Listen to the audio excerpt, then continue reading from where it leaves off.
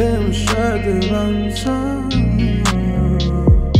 فين الاقي ملجأ؟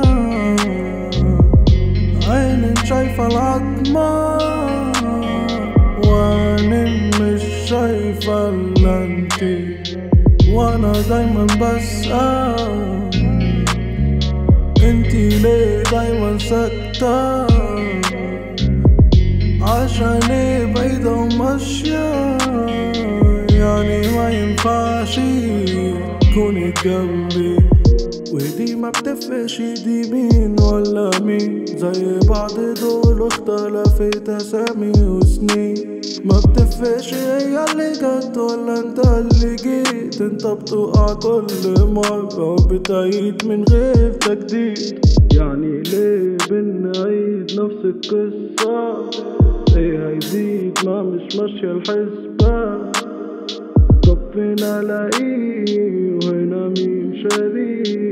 هنا الكل بايع بس ومقطع الاسم، وانا مش واثق في اي كلمة مني مكتوبة. افكاري يوميا تتغير ومشاعري هنا مقتولة، بس موجودة عنوتة وبخليكوا تشوفوها، بس مكتومة دي يادوبك بتعدي بيها يومها. وحكيت انا كتير واللي طلعت بايه، دخلت في فم ناس تانيين واللي اتبعت الليل، وانا كل رحلة اخد منها استراحة، واستراحة تجيب استراحة، قولي المرسى فين؟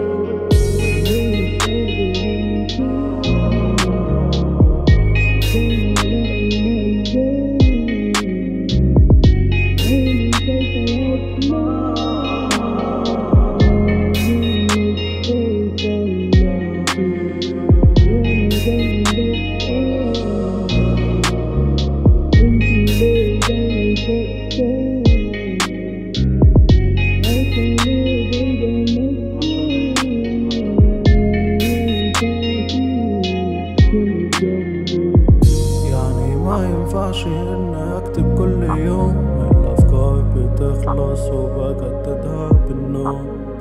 الاكتئاب مسيطر وانا قلقان، عينيكي دايما كان ماليها اللوز، مش ببص في النور بخاف اغوص، وتاني يوم هيمشي وانا مش راجع لو يوم اخاف اروح، وتاني يوم مرجعش. والاحلام ما كان في الدماغ وقت النوم، فبلاش نتعشم ونقول انه يكون نجم كبير، عشان لو ما بقاش هيموت من جواه، ومهما حاول مش هيعيش.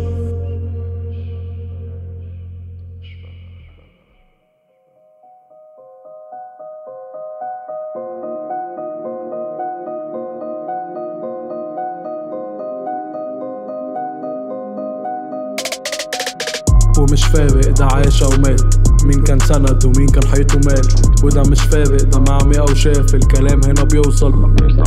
وخايف اكون ببوظ شيء بينا بالكلام، بس مفيش شيء بينا عشان يبوظ بالكلام. اللي بعد كان انت افتكر كان اقتراحة، كل واحد في حاله دي نهاية مش استراحة.